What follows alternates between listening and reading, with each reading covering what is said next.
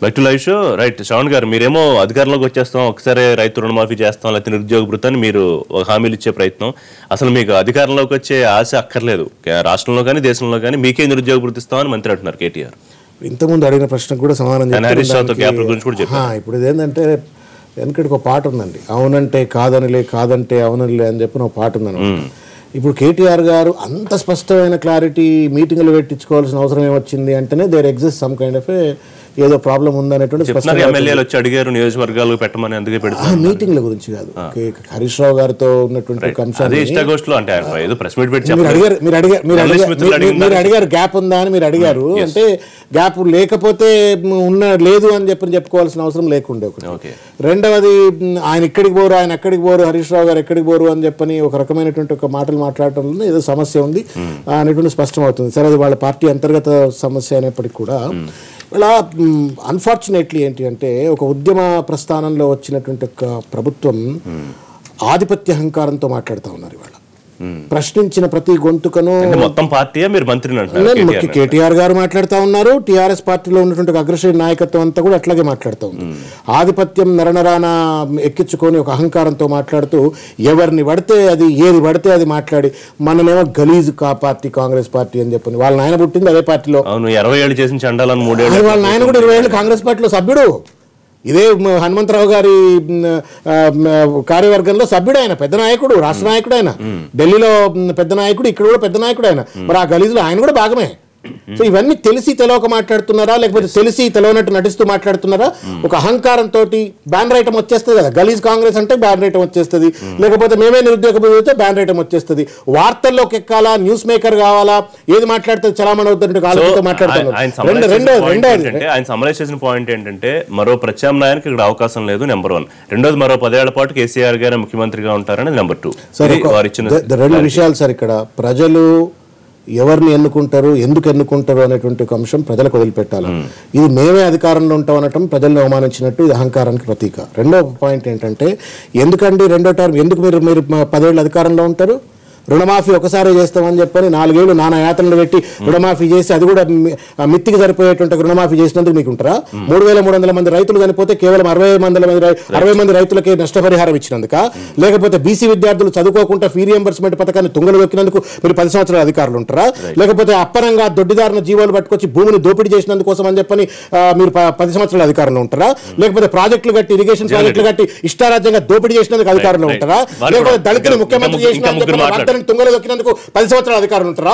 Double bedroom ఇల్లు ఇస్తా అని చెప్పని ఇండ్లు ఇవ్వకుండా 100 ఇండ్లు కట్టేసి మొత్తం అంతా ఇండ్లు కట్టినట్టు ఒక భ్రాంతి సృష్టించే రాజకీయం చేస్తున్నందుకు 10 సంవత్సరాల అధికారులు ఉంటారా? లేకపోతే మీరు వాళ్ళ కాంట్రాక్ట్ల పేరు మీద కమిషన్లు గుమ్ముకుంటున్నందుకు ఉంటారా? లేకపోతే మీరు ఎందుకు 10 సంవత్సరాల అధికారులు ఉంటారు? మీరు లక్ష ఉద్యోగాలు ఇస్తాన్న పెద్ద మనిషి 1000 ఉద్యోగాలు కూడా ఇవ్వకుంటే ఈరోజు నిరుద్యోగ నానా ఇబ్బందులకు గురి చేస్తున్నందుకు ఈరోజు 1,00,000 ఉద్యోగాలు ఇస్తారా? లేకపోతే చట్టానికి విరుద్ధంగా యాంటీ డిఫెక్షన్ చట్టాన్ని తుంగలో దొక్కుతూ అన్ని రాజకీయ పార్టీలు తుంగలో దొక్కుతూ కుట్రపూరితంగా అణిచివేసే ప్రయత్నం చేస్తున్న 10 సంవత్సరాలు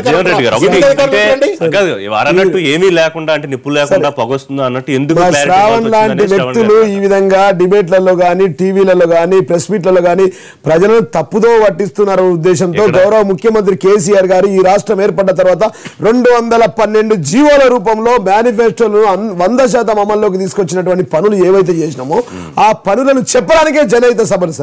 ఇలా మా నియోజకవర్గంలో ఆర్మూర్లో దాదాపు 60-70 వేల మందితో మేము పెట్టాం సార్. ఆ సభలో మేము చెప్తా ఉన్నాం, మేము చేసిన పనులు చెప్పాం సార్. కీలక నిర్ణయాలు జరిగాయి సార్. వాటర్ జరిగింది. ఎవరి మంత్రులు వాళ్ళు చెప్పుకోవచ్చు కదా, జనహిత మొత్తం కేటీఆర్ అనేది చెప్పాలి సార్. గౌరవ ముఖ్యమంత్రి కేసీఆర్ గారు చేసిన పనులు రాష్ట్ర ప్రభుత్వం తరఫున ఒక మంత్రిగా తన బాధ్యతాయుతంగా కేటీఆర్ గారిని మేము పిలిచాం. వారు వచ్చి చెప్తా ఉన్నారు, ఈ ప్రభుత్వం వచ్చిన తర్వాత ఏం వారు అన్నారు కదా, ఎందుకు 10 సంవత్సరాలుగా శ్రావణ్ గారు 30 సంవత్సరాలు ఈ రాష్ట్రంలో గౌరవ ముఖ్యమంత్రి కేసీఆర్ గారు పాలిస్తారు. తెలంగాణ రాష్ట్రం గుప్తుల తర్వాత మళ్ళీ స్వర్ణయుగంగా ఉండబోతుంది తెలంగాణ రాష్ట్రం అని చెప్తా ఉన్నాం. మేము 17,000 కోట్ల రుణమాఫీ చేసినందుకు మళ్ళీ వస్తాం. రైతులకు 9 గంటల కరెంట్ ఇచ్చినందుకు వస్తాం. రైతులకు యూరియా పంపిణీ చేస్తున్నందుకు మేము మళ్ళీ వస్తాం. 450 కోట్ల ఇన్పుట్ సబ్సిడీ ఇచ్చినందుకు వస్తాం. ప్రజలకు 2 బెడ్రూమ్ల ఇల్లు కట్టించినందుకు వస్తాం. దళితులకు 3 ఎకరాల భూమి ఇచ్చినందుకు వస్తాం.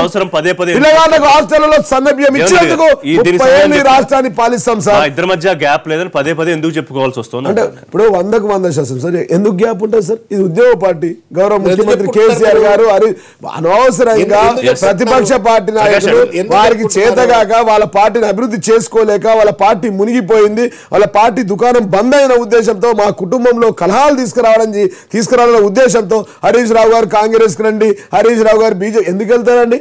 గౌరవ ముఖ్యమంత్రి గారికి అత్యున్నత స్థానం ఇచ్చారు, హరీష్ రావు గారికి ఇరిగేషన్ మంత్రి ఇచ్చారు. ఉద్యమ సమయంలో 2006లో సార్ ఎమ్మెల్యే లేకుండా మంత్రి పదవి ఇచ్చారు సార్.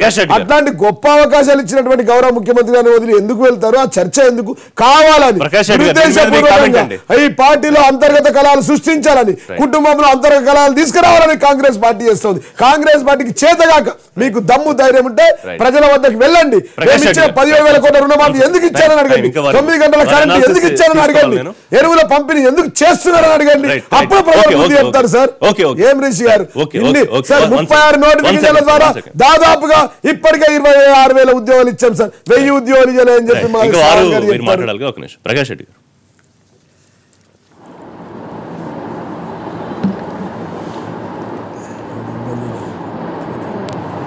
హలో జీవన్ రెడ్డి గారు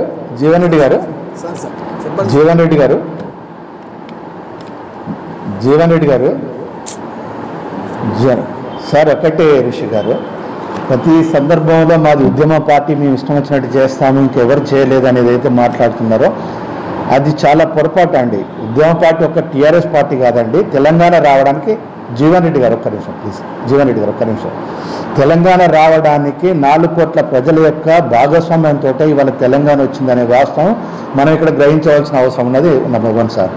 నెంబర్ 2 సరే వాళ్ళ దాంట్లో ఇంటర్నల్ విషయాలు మాకు అవసరం లేదు, కానీ ఒకటి ఏంటి అని అంటే ఇన్సెక్యూరిటీ ఫీలింగ్ తోటి ఏదైతే మనము ఉద్యమ సందర్భంలో కానీ ఎన్నికల ముందు ఇచ్చిన వాగ్దానాలు పూర్తిగా మనం నెరవేర్చలేకపోతున్నాము కనుక ఏదో ఒకటి మైండ్ గేమ్ ప్లే చేయాలి అని చెప్పి ఇక్కడ ప్రతిపక్షాలు లేవు, మేము ఒక్కరిమే ఉన్నామని చెప్పి మాట్లాడడం ఏదైతే ఉందో, ఇంతకుముందు శ్రావణ్ గారు అన్నట్టు ఏంటంటే ఇది ఒక రకమైన జ్వరపూరితమైన అహంకారపూరితమైన మాటే కానీ ఇది ప్రజాస్వామ్య వ్యవస్థను గౌరవించే పద్ధతి కాదు అని అంటున్నాను. ఒకసారి నేను జీవన్ రెడ్డి గారు కూడా గుర్తు చేస్తున్నా, నెహ్రూ గారు ఒక సందర్భంలో అన్నారు ప్రభుత్వము సక్రమంగా నడవాలి అని అంటే ప్రతిపక్ష పార్టీకే ఎక్కువ బాధ్యత ఉంటుంది. ప్రతిపక్ష పార్టీ బలంగా ఉన్నప్పుడే, ప్రతిపక్షాలు బలంగా ఉన్నప్పుడే ప్రజాస్వామ్యం బ్రతికి బట్టగడుతుంది అని చెప్పి మూల సూత్రాన్ని చెప్పిండు. కానీ ఆ మూల సూత్రానికి విరుద్ధంగా ఇక్కడ ఏంటి అని అంటే ప్రతిపక్షాలను నిర్వీర్యం చేయడం ద్వారానే మనం అధికారంలో ఉంటామని. సహజంగా ఏంటంటే గవర్నమెంట్లోకి వచ్చిన పార్టీస్ ఏం చేస్తాయంటే అభివృద్ధి ప్రజల యొక్క మనల్ని పొంది అది మళ్ళీ తిరిగి అధికారం రావాలని ప్రయత్నం చేస్తారు. కానీ అలాంటి ప్రయత్నం వీళ్ళు చేయడం లేదు, ఎందుకంటే అట్టర్ ఫెయిల్యూర్ అయిపోయారు. దానికి ఏంటి అంటే వాళ్ళ అధికారాన్ని అడ్డం పెట్టుకొని ప్రతిపక్షాలను నిర్వీర్యం చేసి రాబోయే రోజులు కూడా అధికారం ఉండాలని ప్రయత్నం చేసే క్రమంలో కేటీ రామారావు గారు కానీ లేదా హరీష్ రావు గారు కానీ కవిత గారు కానీ వీళ్ళు మాట్లాడే మాటలే కానీ ఇన్సెక్యూరిటీ ఫీలింగ్ తోటి మాట్లాడే మాటలే కానీ ఇది సరైన పద్ధతి కాదు. ఒకటేంటంటే పనితీరు మీద ఆధారపడి ఉంటుంది ఏదైనా ప్రభుత్వంలో. ఒకటి వాళ్ళ పనితీరు, ప్రతిపక్షాలు దీన్ని ఎండగట్టడంలో ప్రతిపక్షాల పనితీరు ఎలా ఉందనేది కూడా ప్రజలు గమనిస్తారు, అల్టిమేట్గా ప్రజలు నిర్ణయిస్తారు. ఇవాళకున్న పరిస్థితి ఏమిటంటే ప్రతి వాళ్ళు అనుకునేది 2019 ఎన్నికలు జరిగితే మళ్ళీ టీఆర్ఎస్ రెండోసారి వస్తుంది, తెలుగుదేశం బలహీనపడింది బికాజ్ ఆఫ్ తెలంగాణ ఆంధ్ర వ్యవహారాల్లో అక్కడ ఎవరు పట్టించుకోకపోవడం అధినాయకత్వం అనేది అది ఒకటి. దీన్ని యాంటీ తెలంగాణగా ఒక ముద్ర వేసేసి దాని మీద అది చేస్తున్నది ఒకటే. ఇంకా మిగిలింది భారతీయ జనతా పార్టీ. వాళ్ళది ఏంటంటే ఉన్నది 5 స్థానాలు. వాళ్ళు డీలిమిటేషన్ అయ్యి రేపొద్దున 153 నియోజకవర్గాలు అయినప్పుడు వీళ్ళు ఎంతగా విస్తరిస్తారు ఏమిటి, వీళ్ళు విస్తరించడానికి ఎవరి కోసం ఎదురు చూడవలసిన అవసరం వస్తుంది వాళ్ళకి. అదేమిటో మరి వీళ్ళేదో వీళ్ళ పని వీళ్ళు చేసుకోక అమిత్ షా గారు వచ్చేదో చేసేస్తాడు. ఇది గారడీ విద్య కాదు కదా, వచ్చేసి ఆయన మంత్రదండం తిప్పితే వెంటనే 5 వచ్చి 50, 60 అయిపోవు కదా. సో అది కొంత వాళ్ళకి టైం పడుతుంది పుంజుకోవడానికి దానికి. సో ఇవాళ మిగిలింది ఏంటంటే కాంగ్రెస్ ఏంటంటే బహునాయకత్వం అనేది ఇది ఎప్పటి నుంచో, అది కాంగ్రెస్ పుట్టినప్పటి నుంచి ఉంది, ఇప్పటిదాకా కూడా అదే ఉంటుంది. వీళ్ళలో ముఖ్యమంత్రులు ఎవరు అవ్వాలి, అది అవ్వాలి, ఇది అవ్వాలి, అసలు పార్టీ సంస్థాగత మార్పులు అవి కూడా ఏం అవ్వడం లేదు. అది కొంత బాగా డిలే అవుతుంది. కాంగ్రెస్ పార్టీ అనుకున్నంతగా చేయడం లేదు ప్రతిపక్షంగా. ఈవెన్ రేవంత్ రెడ్డి గారు కూడా కామెంట్ చేశారు, వీళ్ళు ప్రతిపక్షంగా కాంగ్రెస్ విఫలమైందని కూడా ఏదో అన్నారు. సో కాంగ్రెస్ పరిస్థితి ఎలా ఉంటుందంటే ప్రభుత్వ వ్యతిరేక ఓటు ఒకటి, కాంగ్రెస్ పట్ల ప్రజలకు సహజంగా ఉండేటువంటి 30-32% ఓటు ఏదో ఇవన్నీ కూడి వాళ్ళు రావాలి. అది ఇవాళ లేదు, అంతా టీఆర్ఎస్ నడుస్తుంది. మొత్తం ఎక్కడికక్కడ కింద స్థాయి నుంచి పై స్థాయి దాకా కేడరు లీడరు అందరినీ కూడా వీళ్ళు లాగేయడం అది చేసిన కార్యక్రమం అదొకటి ఉంది. ఇంకా రెండోది, అందుకని వీళ్ళు ఏమంటారంటే 19లోనో వస్తాం 2024లోనో వచ్చేస్తాం, అందుకని 10 ఏళ్ళు అనే మాట వచ్చింది. సరే ఈ మాటలు అందరూ అంటారు. ఇప్పుడు మొన్న అక్కడ లోకేష్ కూడా అన్నాడు, మేము మా చంద్రబాబు నాయుడు గారు ఇంకో 20 ఏళ్ళు పరిపాలిస్తాడు సీఎంగా అని, ఈయన 10 ఏళ్ళు సీఎంగా ఉంటారని ఈయన అన్నారు. ఈ మాటలు కాంగ్రెస్, భారతీయ జనతా పార్టీ, మోడీ, అమిత్ షా వీళ్ళెవరు కూడా ప్రతి వాళ్ళు అధికారంలో ఉన్న వాళ్ళు ఇంకా మేము ఉంటాము అలా ఇలా అని చెప్పడం, ప్రతిపక్షానికి ఏమీ రావు వాళ్ళ పని అయిపోయింది అని అంటే అది సహజం, అదేం పెద్ద దాన్ని గొప్పగా తీసుకోవాల్సిన అవసరం లేదు. రెండోది విభేదాలు వ్యవహారం హరీష్ రావు అంటే చంద్రశేఖరరావు గారు ముఖ్యమంత్రి అయిన రోజున హరీష్ రావు గారిని కేటీ రామారావు గారు ఇద్దరిని ఒకేసారి క్యాబినెట్లో తీసుకోవడం మంచి ఇట్స్ ఎ గుడ్ స్ట్రాటజీ ఆయన ప్రకారం. ఆయన కేటీ రామారావు కొడుకు కదా అని బయట పెట్టి ఉంటే ఇంకోలా ఉండేది. ఎందుకంటే మన రకరకాల రాజకీయ పరిణామాలు ఈ రాష్ట్రంలోనూ ఉమ్మడి రాష్ట్రంలోనూ అన్ని రకాలు చూసాం. ఈ వారసత్వ వ్యవహారాలు, వెన్నుపోటు రాజకీయాలు అన్ని రకాలు ఈ ఆంధ్రప్రదేశ్కి అందరికీ తెలుసు.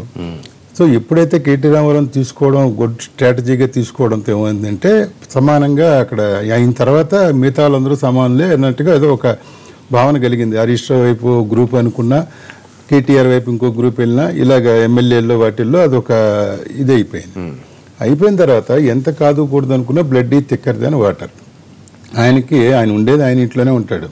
కొడుకు మంత్రి ప్లస్ ముఖ్యమంత్రి ఒకే ఇంట్లో ఉంటారు. కొడుకు ఎలాగో అది అందరికీ తెలుసు. హరీష్ రావు బయట ఉంటాడు. ఈయన ఇప్పుడు చేస్తే హరీష్ రావు ఏం చేస్తాడు, హరీష్ రావుని ఎలా ఒప్పిస్తాడు? హరీష్ రావు కన్నా వయసులోనో అనుభవంలోనో అన్నింటిలో ఈయన తక్కువ కేటీ రామారావు గారు. వాళ్ళిద్దరూ చిన్నప్పటి నుంచి కలిసి చదువుకోవడం అది వేరే విషయం.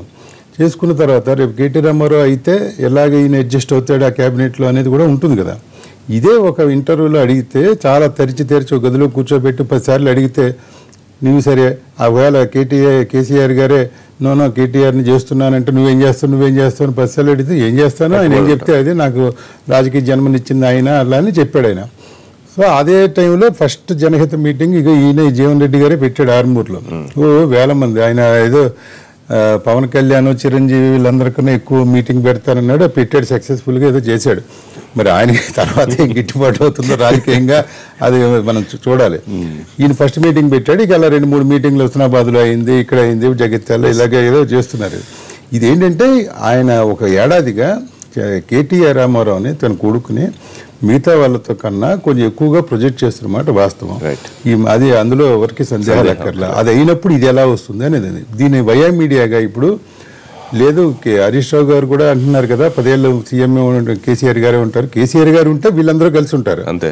కేసీఆర్ కాకుండా ఇంకోటి అంటే ఆ మాట కొంచెం తేడాలు వచ్చే అవకాశాలు డెఫినెట్గా ఉంటాయి. వీళ్ళు ఏంటంటే కాంగ్రెస్ ప్రతిపక్షంగా ఈ విభేదాలని క్యాష్ చేసుకోవడానికి ప్రయత్నిస్తారు, అది కూడా తప్పులేదు. కానీ ఏంటంటే మాకు వచ్చే బాహుబలి ఆయనే అన్నట్టుగా హరీష్ రావు అన్నట్టుగా అది వీరు మరి అంత భావదారిద్ర్యం వాళ్ళకి మంచిది కాదు. కాంగ్రెస్ పార్టీకి ఏదో ఇప్పుడున్న ప్రభుత్వాన్ని వాళ్ళ బాహుబలిని గుంజి చేయాల్సినట్టు నిజమైన పరిస్థితిలో లేదు. ఒక అపోజిషన్ పార్టీగా వాట్ వీల్ డూ. రెండో పాయింట్ ఏంటంటే, ఒక పాయింట్ ఏంటంటే వాళ్ళ అంతర్గత సమస్య అయినప్పటికీ కూడా Harish Rao undoubtedly is a mass leader, ఒక మాస్ అప్పీల్ ఉన్న లీడరు. కేటీఆర్కి ఏమైంది, ఇంతకుముందు వారు చెప్పినట్టుగా ఆయన 4 గోడల మనిషి లేకపోతే కొంత మాస్ అప్పీల్ ఉన్నటువంటి వారు కాదు, కొంత ఒక కన్ఫైన్డ్ గ్రూప్స్కు రిప్రజెంట్ చేసేటువంటి గ్రూప్స్ కనబడతారు. జనహిత సదస్సులు పెట్టుకొని ఆ మాస్ అప్పీల్ను ఎక్వైర్ చేయడం కోసం చేస్తున్న మీటింగ్లు. మీరు అప్పీల్ చేసుకోండి, ఎక్వైర్ చేసుకోండి, మాస్ అప్పీల్ తెచ్చుకోండి, కానీ అనవసరంగా కాంగ్రెస్ పార్టీ మీద దుమ్మెత్తి పోసేటువంటి రీతిలో మాట్లాడారు. చేసిన పని చెప్పండి మీరు చెప్పుకోండి, కానీ చెప్పండి. అరే గలీజ్ పార్టీలను ఇంకో పార్టీలను ఇట్లా చిల్లరగా మాట్లాడటం అవుతుందో అది ఆ పదవులకు ఆ ప్రభుత్వానికి హుందా కలిగించడం మాట్లాడారు. రెండో విషయం ఏంటంటే సార్ ప్రభుత్వం పట్ల వ్యతిరేకత నివురుగప్పిన నిప్పులెక్కుంది. నాకు బాగా తెలుసు ఒక విషయం, ఇండియా షైనింగ్ అని చెప్పని ప్రమోద్ మహాజన్ గారు భారతీయ జనతా పార్టీ ఉన్నప్పుడు they have taken a huge slogan. మొన్న కూడా ఉత్తరప్రదేశ్లో అఖిలేష్ యాదవ్ కూడా ఏం చేసినట్టు అవర్ డెవలప్మెంట్ స్పీక్స్ అని చెప్పని మాట్లాడు. ఎక్కడెక్కడైతే చేసిన పని కంటే కూడా ఎక్కువ బోస్ట్ చేసుకొని అడ్వర్టైజ్మెంట్ చేసుకొని వాళ్ళని ప్రమోట్ చేసిన ప్రభుత్వాలు పనిచేసినప్పుడు వాళ్లకు కర్రు కాల్చి ప్రజలు వాతలు పెట్టిండ్రు. అమెరికాలో క్లాస్ సభలో చెప్పారు సార్, అమెరికాలో క్లాస్ ఆర్మూర్ లో